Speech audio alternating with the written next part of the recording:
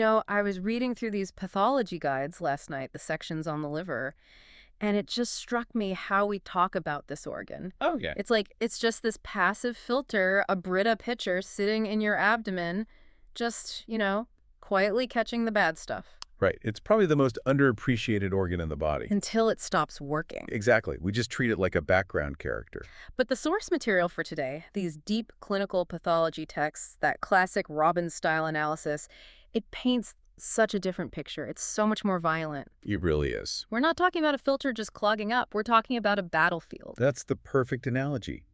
When we dive into viral hepatitis, which is our focus, Ugh. the whole alphabet, A through E, we are watching an active invasion. And the stakes are just wildly different depending on who the invader is. That's what hooked me. Sometimes the liver just completely wipes out the enemy and you never even know it happened. And other times, Other times it's this 30-year trench warfare that just ends in total collapse. it's devastating. So here's the mission for this deep dive. We're going to decode that war.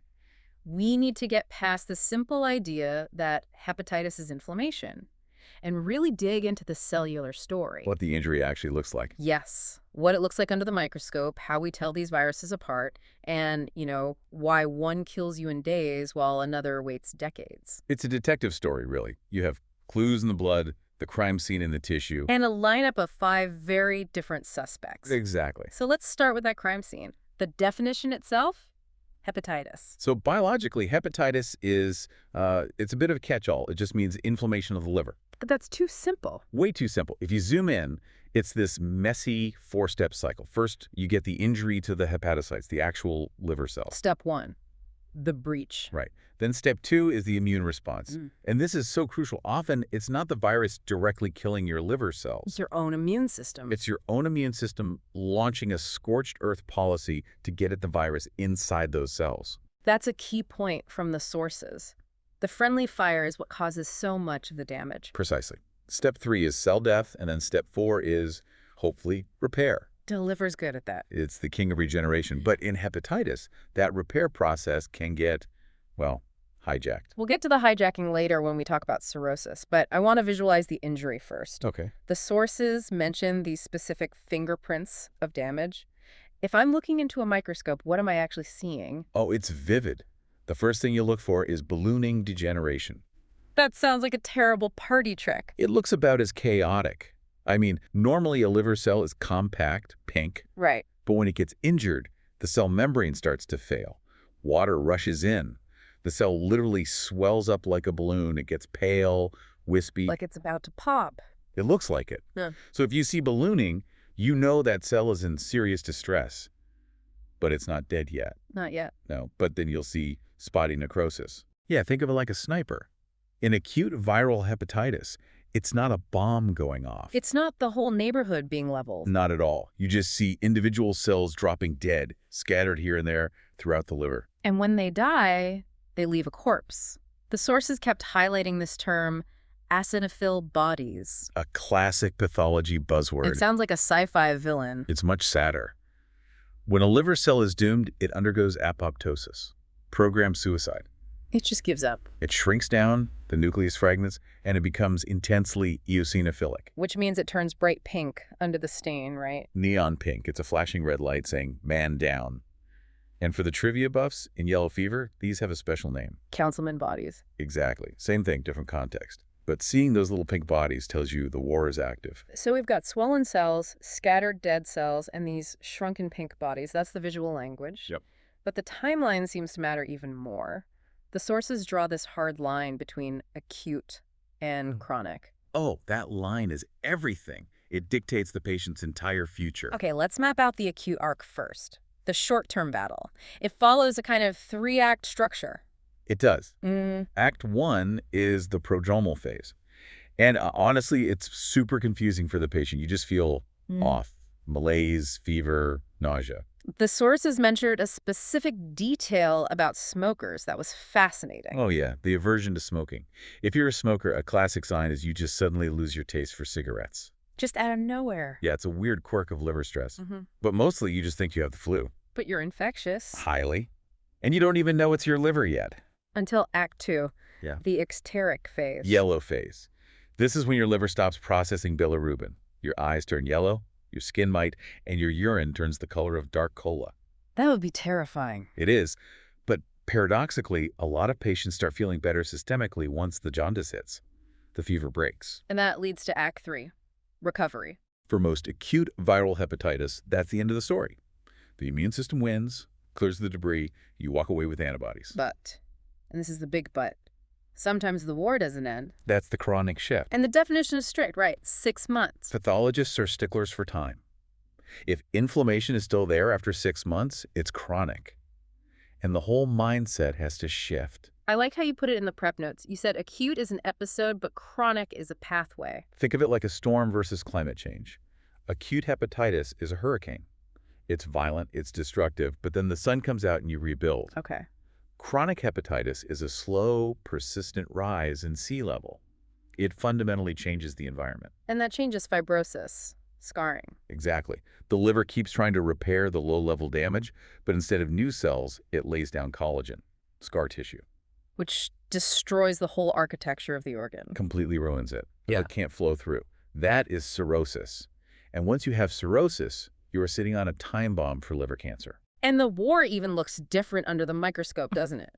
We have the sniper in acute cases. What's the chronic battle look like? It's more invasive. We see something called interface hepatitis, Piecemeal necrosis in the older text. which is such a great term. It's like the liver's being eaten piece by piece. The inflammation spills out from the portal tracts, the little highways, and just starts gnawing away at the neighboring cells. That sounds so much more sinister than sniper fire. It's a siege. It's a siege, and that's what triggers the really heavy scarring. Okay, so we've got the terrain. We know the difference between the hurricane and the climate change. Now we need to meet the invaders. The viral cast of characters, A, B, C, D, and E. Sounds like a kid's show. But these are 5 completely distinct biological entities. Let's run the lineup. First up, hepatitis A. I'm calling this one the hit and run. Apt. Hepatitis A is almost exclusively an acute illness. It comes in, causes a scene, and then it leaves. And we get it from... It's a sanitation issue. Fecal oral, contaminated water, raw shellfish, that kind of thing. the classic don't drink the water on vacation scenario. Right. But the most important thing for anyone to know about Hep A is what it doesn't do. It does not cause chronic liver disease. Yeah. No carrier state. So it's a bad month, but not a life sentence. Exactly. Okay, now for the heavyweight champion, hepatitis B. The king.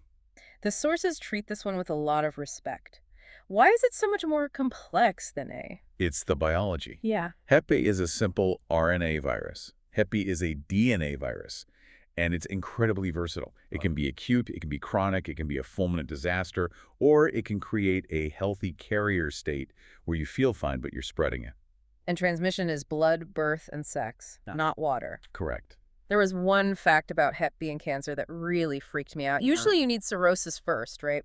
The scarring leads to cancer. Right. But Hep B doesn't play by those rules. Why not? Because it's a DNA virus, it can literally integrate its own viral DNA into your human genome. Yeah. It hacks your source code. It's inserting a mutation directly. Yes. Which means you can get liver cancer even if your liver isn't cirrhotic. The virus itself is oncogenic. That is a massive distinction. Okay, on to hepatitis C, the silent assassin. Hep C is the one that keeps hepatologists up at night. With Hep B, most adults who get it, maybe 95%, they clear it. But Hep C is the opposite. It's the opposite. If you get hepatitis C, there's an 80 to 85% chance it becomes chronic. Your body just can't seem to kill it. Then why is that? It's a shapeshifter. It's an RNA virus that mutates constantly inside your body. Every time your immune system develops a weapon, the virus changes its code. Which is why there's no vaccine. Exactly. You can't vaccinate a moving target. And clinically, it's silent because the acute phase is usually nothing. Maybe you felt tired for a few days. Then, 20 years later, you walk in with end-stage liver failure. So Hep A is loud and leaves. Hep C sneaks in and hides for decades. That's it. Then there's hepatitis D, the Delta agent. This one feels incomplete. It is incomplete. It's a defective virus. It's biologically pathetic. It can't even replicate on its own. So it needs a partner. It needs hepatitis B to survive. It uses the Hep B surface coat like a stolen jacket. You can never just get Hep D. The text distinguishes between co-infection and superinfection. What's the difference? Okay, so co-infection is getting hit with both B and D at the same time. Simultaneous attack. Right. You usually get a really nasty acute illness, but if you survive, you tend to clear both viruses. And superinfection. That's the kicking a man while he's down scenario. You already have chronic hepatitis B, your liver's struggling, then you get hepatitis D on top of it. That sounds catastrophic. It is. The superinfection just accelerates everything, pushes you towards cirrhosis much, much faster. And finally, hepatitis E. The wild card. This one feels a lot like Hep A, right? Fecal oral, waterborne. Very similar. In most people, it's an acute, self-limited illness. You recover, you move on. Except for one very specific, very tragic demographic. Pregnant women. It is one of the great mysteries. In the general population, the mortality rate is less than 1%. In pregnant women, it shoots up to 20%. 20%? That's insane. It is. It causes permanent liver failure, often in the third trimester. We still don't fully get it, but you have to rule out E immediately in a pregnant patient with hepatitis. Okay, we've met the suspects. Now, how do we catch them? We have to use serology. The blood work. This is the part of med school where everyone cries. It's just a logic puzzle. It is. You just have to know what the pieces mean. Let's focus on Hep B, since it's the most complex. Rule 1 seems to be antigen means the virus is there. Yes. Antigen means active virus. Antibody means your immune system has responded. So first piece, HBsAg, the surface antigen. That's the virus's code. If that's positive, the villain is in the room. You are infected, period. Second piece, anti-HBs, the surface antibody. That's the hero. If you have the surface antibody, you've won. You're immune. This is what we want to see after a vaccine. Okay, third piece, anti-HBC, the core antibody. This one's the historian. The vaccine only has the surface protein, so you won't make a core antibody from a vaccine. But if you fought the real virus, you'll have that core antibody forever. It's proof of a natural infection. So vaccine equals surface antibody only. Survivor equals surface plus core. You got it. But then there's the plot twist, the window period. Ah, the blind spot. So the antigen test goes negative because the virus is almost gone, but the antibody test isn't positive yet because immunity isn't high enough. Exactly. There's this gap. You test for the virus, negative. You test for immunity, negative. It looks like you've never even seen Hep B. But you could be right in the middle of clearing it. So how do you not miss the diagnosis? You need the core, specifically the IgM anti-HBC. IgM antibodies are the first responders. They show up early. Yeah. During that window, IgM core antibody is the only thing that will be positive. It's the smoking gun when the body is missing. Precisely. If you don't order that test, you miss it. That is fascinating detective work. Okay, before we wrap, we have to talk about the worst case scenario. The third door. Fulminant hepatitis. Just the name sounds violent. It is biological violence. It's acute liver failure from massive hepatic necrosis. Massive. Not the sniper shots anymore. No, this is a nuclear option. The entire liver dies, almost all at once. It physically shrinks.